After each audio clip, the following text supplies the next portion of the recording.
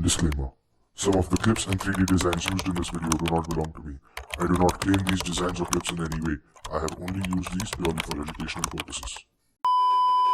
The global coronavirus outbreak has pushed the US healthcare system to its brink. Hospitals are already running out of basic supplies like masks, eye gear, gowns, and ventilators. China, this is the latest that we are getting in to in fact overcome the shortage of the ventilators. Are there enough ventilators in this country? In a worst case scenario, ventilators would be one of the choke points, if you will, for effective Welcome back. You're still with us on Reporter's Diary. The situation in countries worst hit by the coronavirus highlight the importance of medical devices, especially ventilators. Until you find your way back home.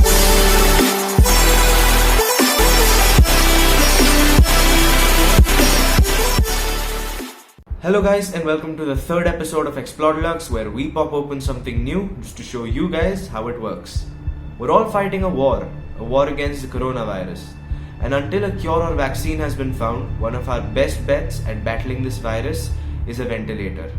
In today's video, I'm going to be talking about what a ventilator is, the different types of ventilation, and how you could make your very own low-cost ventilator. So without waiting any further, let's get started. A ventilator is a machine that provides mechanical ventilation by moving breathable air into and out of the lungs to deliver breaths to a patient who is breathing insufficiently or is physically unable to breathe. Modern ventilators are computerized microprocessor controlled machines, but patients can also be ventilated with a simple hand-operated bag valve mask. Ventilators are chiefly used in intensive care medicine, home care and emergency medicine as standalone units, and in anesthesiology as a component of anesthesia medicine. There are two types of ventilation: invasive ventilation and non-invasive ventilation. Invasive ventilation is the most widely used supportive technique in intensive care units.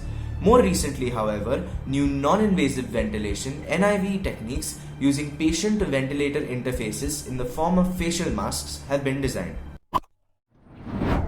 Invasive ventilation requires intubation, which means that a flexible plastic tube is placed into your trachea, which is your windpipe, through your mouth to help you breathe.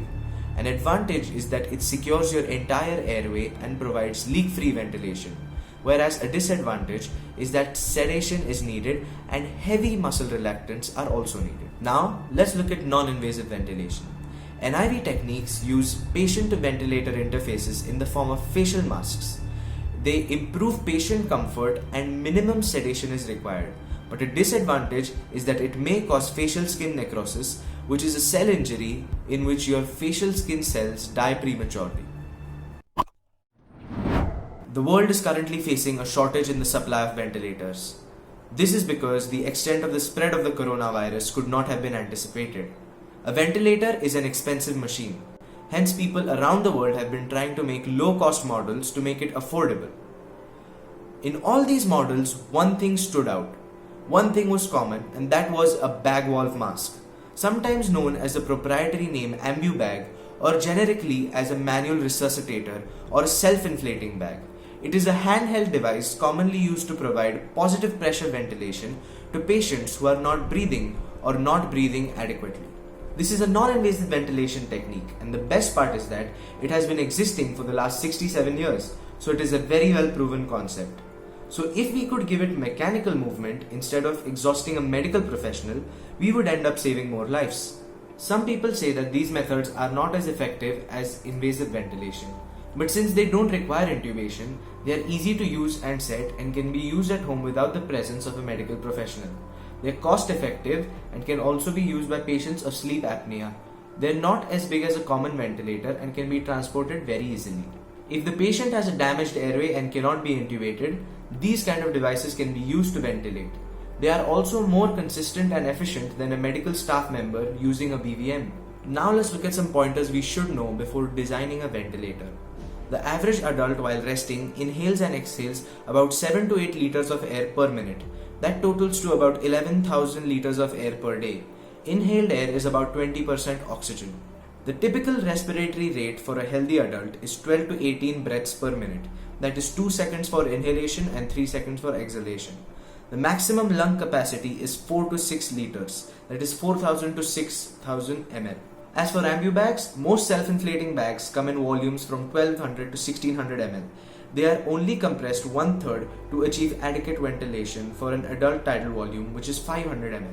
So guys, this brings us to the end of the video. I hope that this video gave you an insight into what a ventilator is, and more importantly, how you can design your own low-cost ventilator. If you liked the video, guys, do not forget to like, share, subscribe, and comment down below what you would like us to pop open next. And with that, we will see you next week. Stay home, stay safe. Jai Hind.